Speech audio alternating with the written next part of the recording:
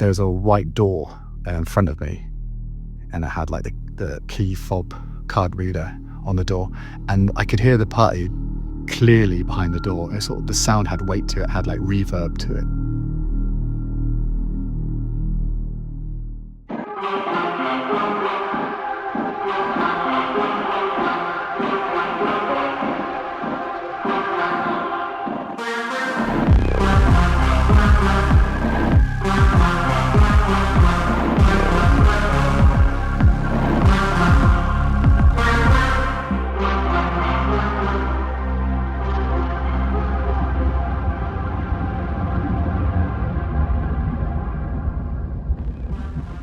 Welcome back to Hey That's Weird, your new favorite paranormal podcast that you randomly discovered while browsing your preferred streaming service. I've received a ton of nice comments on the socials over the past few weeks. If you're taking the time to do that, I appreciate you. If you're not, that's cool too. Just tell a friend or family member about the show. Maybe they'll like it. I'm always on the hunt for new stories, so if you think you'd like to sit down, chat, and maybe make an episode with me, then please reach out. You know who did just that? James did that. James is from the UK, but currently lives in Australia. We had several attempts at recording his story via video call, but in the end he was kind enough to record his story and send it to me instead. Long distance internet is no joke. James has a couple of cool stories from his time in the UK, so sit back on your bus, train, couch or bed and listen to him tell them. Without further ado, James, let's get weird.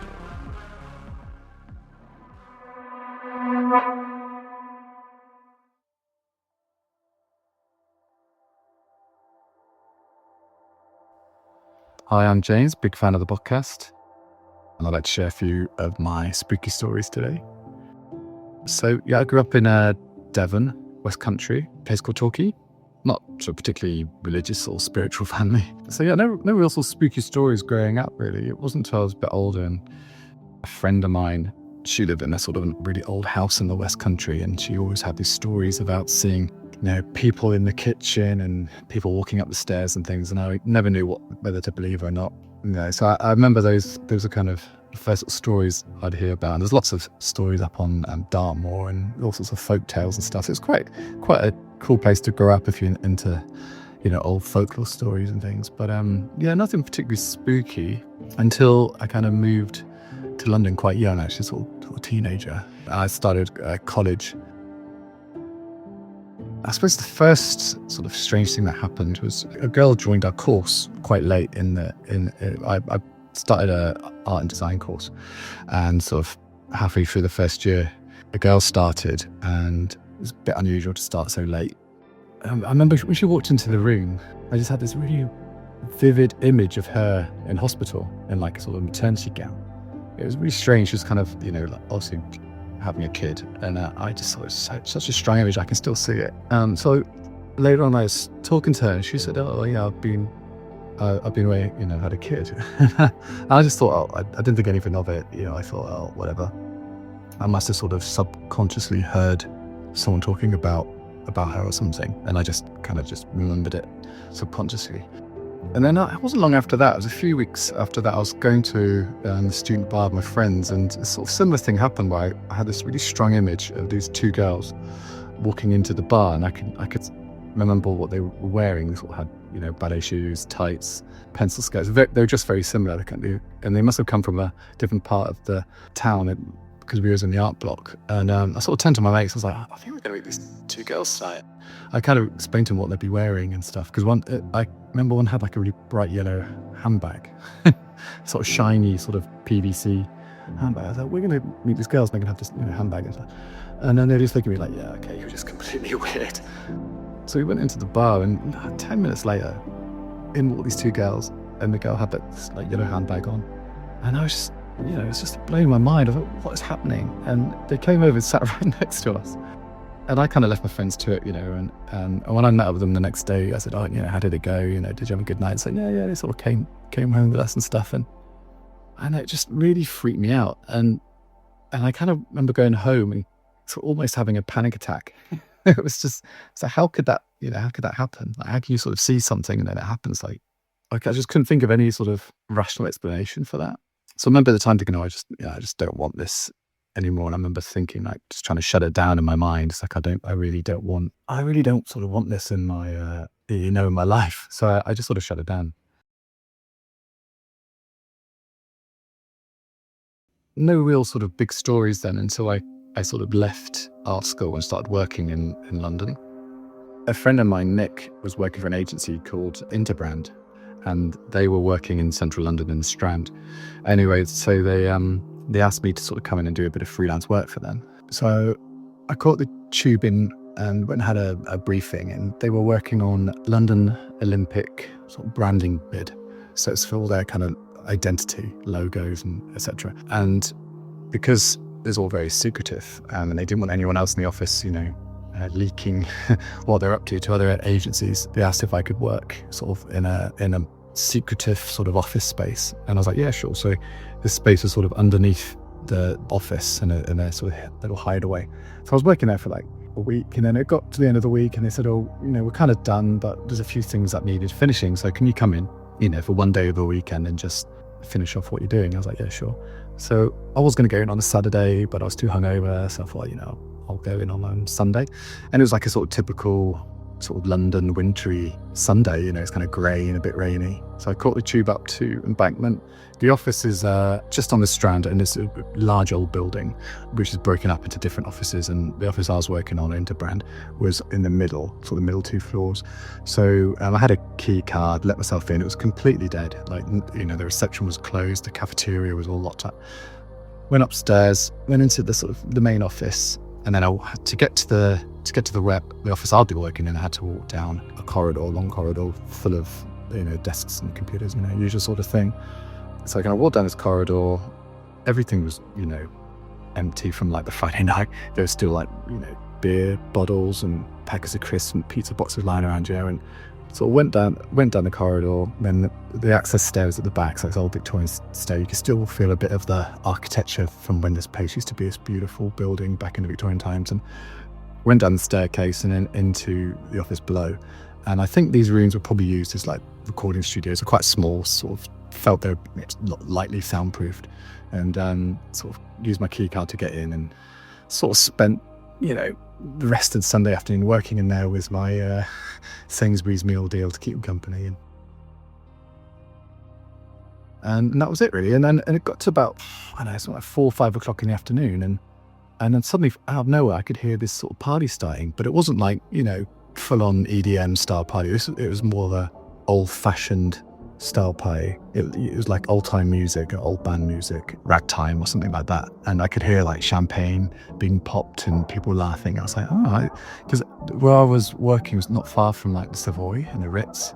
So I thought, well, I wonder if we're part of this building sort of joined to it or something. Maybe I can hear. I thought it can be, because it's coming.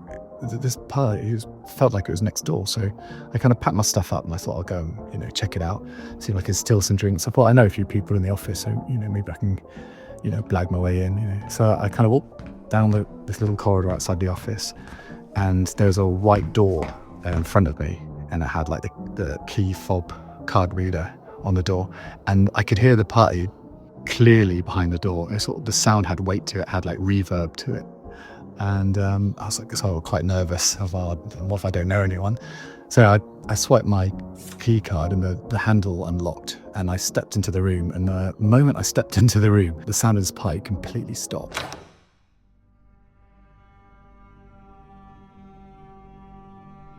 I just couldn't work it out. It was, I could clearly hear this party down this corridor. It was getting louder and louder as I got to the door. I could hear people talking, chatting, dancing, and this ragtime band going. So I walked in, and all that was in the room was all these electrical cables going along this wooden floor up to a server. It was right in the corner. And that was the only light in the room, was coming from like the sort of LEDs in the server, and they were kind of blinking away. And then on the side, you could see all these sort of banquet chairs all sort of piled up in the corner under some sheets. And I just thought, I was like, what's going on? I thought someone must be, pranking me or something. But there was no one in this building. There's no one here. So I kind of left, and I wasn't really scared at that point. But as I was just kind of leaving the office, I got this really strong feeling that somebody was right behind me, like somebody was breathing down my neck, like a crowd of people. So I don't know if I imagined it or probably just imagined it. I don't know. But it was enough to kind of get me almost running out of that building. By the time I I got to the ground floor, I ran out of there. I was terrified. So it was really weird. I went home to my flatmate, and he was very, he's a very rational guy. He was like, he gave all these explanations. It kind of calmed me down, but I was like, that's so strange. Like, I knew something was going on behind that door. It wasn't like from another building or out the window. You could hear it. So then I had to go back in actually for a different job on Monday. So I went in, and very different vibe. Everybody was in the office, lots of energy. And I was chatting to my friend Nick, and I was telling him about, what happened. And he said, oh yeah, you're a bit weird. But like a girl sat next to him, she goes, oh yeah, I think you heard the ghost. And I thought, well, what are you talking about? And the folklore goes that other people have heard or seen something going on in this room, and allegedly there was a big party back in the day, and it was known as the Cecil Hotel, or Hotel Cecil, which was a very rich family at the time, so it was the place to go in like the 1880s or something like that. I think it was around, and they said they had a big party there, and then the people left that party, and then the following day they travelled down to Southampton and got onto the Titanic. And so that's the story, that it's haunted by some old passages from the Titanic. And so I kind of asked around while I was there, and a few other people had similar stories. No one really mentioned the Titanic so much, but they did mention that it heard like a ragtime music coming from there. And that room used to have people in there. They used to have staff in there, but a few people just didn't like it. It freaked them out, so they basically closed the office down. So yeah, I don't know. I did a bit of research. I can't find anything about any Titanic parties at the hotel or the Cecil Hotel. But yeah, that's the story of that one.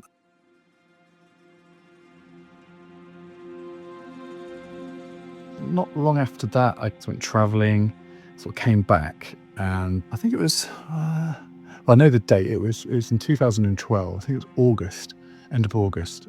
I was seeing my girlfriend, and we'd been to get some food, and she lived in Turnpike Lane in East London. We got some food at the sort of local sort of Turkish corner shop, and then we're walking back from Turnpike Lane High Street, but they're kind of back roads really to get to hers. And we got to a point where there was like a school which was closed because it was like, I don't know, Thursday night or something. And there's like a playing field. So we were just crossing this part of the road, and everything just kind of went quiet, like there's no cars or anything. It just was super quiet. And out of nowhere, just in the sky, was a UFO. It looked like basically like a disc, but more like sort of a macaroon-shaped disc. And it had like had an inset disc inside, like a ring inside it that was rotating, and on the outside of this disc had lots of these sort of semi-spheres of glowing light. We were looking at it and we thought, oh, maybe like the fairgrounds in town or something. It looked like the sort of thing that you see on top of a roller coaster or something, where they made like an object and they sort of put it on top of a roller coaster or something. And it was just hanging there in the sky, and then it sort of made its way over to us, and it was like moving dead flat, like it wasn't sort of wobbling or anything. And the way this sort of disc was rotating inside it was like really well made. You could tell it's almost like look engineered rather than something that had been built in someone's backyard. And it got closer and closer to us. It looked very metallic and black. And then it got to a point where it didn't take very long, only a few seconds to reach us. And then it looked like it was made of metal, sort of matte black painted. And the colours of the lights were sort of the same sort of colour that you get in sort of garden festoon lighting, that sort of red, yellow, blue. It's quite sort of like a dull colour. It was so close to us, you literally, if I had a coin or a tennis ball, I could literally throw it and it would hit it could hit it. It was only like a few yards away. Once it sort of got to just over our heads, it sort of then moved off, came down towards the ground, and then sort of went along the ground, and then it reached the sort of the back of some Victorian houses. And then it slowly sort of raised up into the air. And at that point, I could see people inside the houses. So if anyone at that point had turned around and looked out the windows, they would have seen this thing going up. And then it just was sort of hanging around the top of the chimney pots. It was probably about the size of one rooftop or 1.5 rooftops. And then it sort of moved off and then went behind a tree. And then it just sort of stayed behind this tree, and I could kind of see the lights sort of flashing behind the tree, and that it kind of brought back a memory of like I'd seen it before when I was a kid in my grand's garden. It was really strange. I had that memory my whole life, and I could never really place it. But once I saw it go behind the tree, that memory came flooding back. It was really, really weird. I was like, I've seen this before. And then that was it. And at no point did I think about taking out my phone. And I was chatting to my girlfriend about it, and we were saying, well, it's the London Olympics night, it's the closing ceremony. Maybe it's something on the way to that, because I know that for the Super Bowl and stuff, they can sometimes prank the audience with fake UFO displays and things like that. So I was like, I don't know. Anyway, we went back and we chatted to our flatmates about it, and they just thought we were weirdos, were making it up, And I thought the next day it'd all be in the papers and it'd be on the internet or something. They'd be, go on Facebook or whatever, but like there was nothing. It's like absolutely nothing, and there still isn't. So I just kind of wrote it off as well.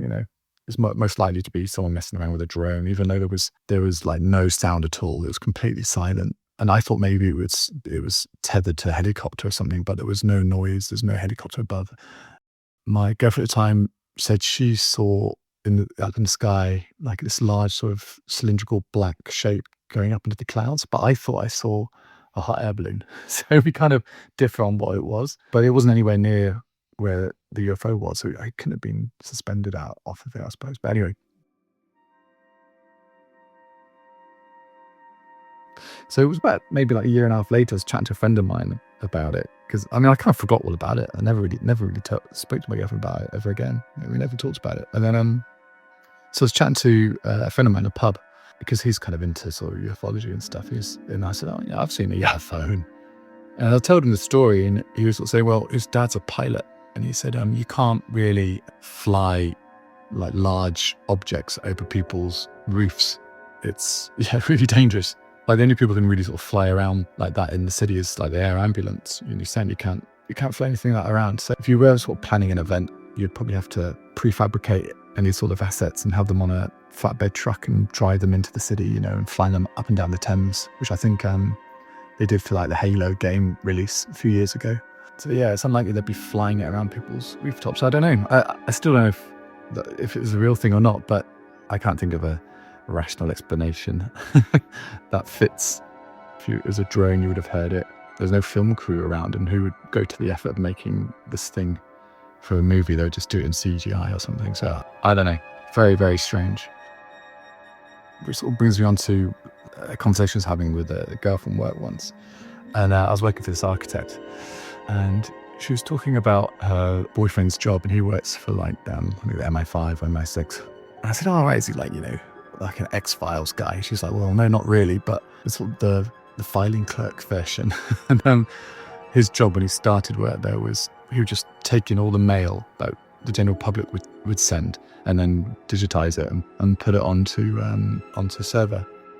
What would happen is that people would send in like old school, like sort of analog stuff, sort of like 9mm film, old tapes and things like that. And what his job, he would scan it in, and then he'd write back to people and say like, oh yeah, you saw a squirrel jumping through a tree, or swamp gas or something like that.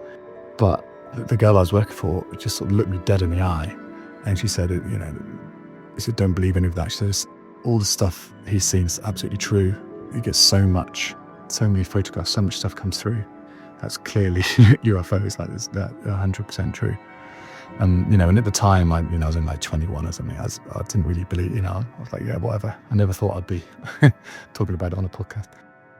So yeah, that's my sort of experience with the paranormal. I hope that's been interesting, and thanks, and goodbye.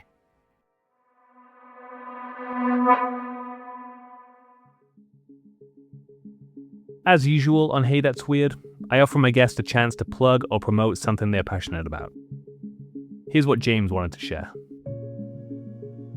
So one of my favourite charities is Doctors Without Borders. I donate to them. So I had an idea, if anybody wants to buy one of my paintings off my Instagram, I'll donate the price of that painting to Doctors Without Borders. The Instagram is Fred James Artist. So yeah, get yourself a painting and I'll donate the cash.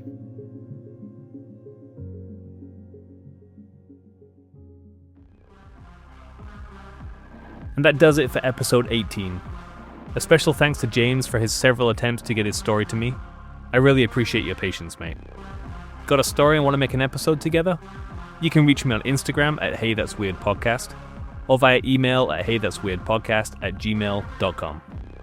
Oh, and also, I was thinking about setting up a Discord channel for the show, so we could all virtually hang out and discuss things from episodes to video games to movies. Let me know if you think that's something you guys would be interested in. Thanks again for making it to the end of the episode. I'll see you in a few weeks. Until next time, stay weird.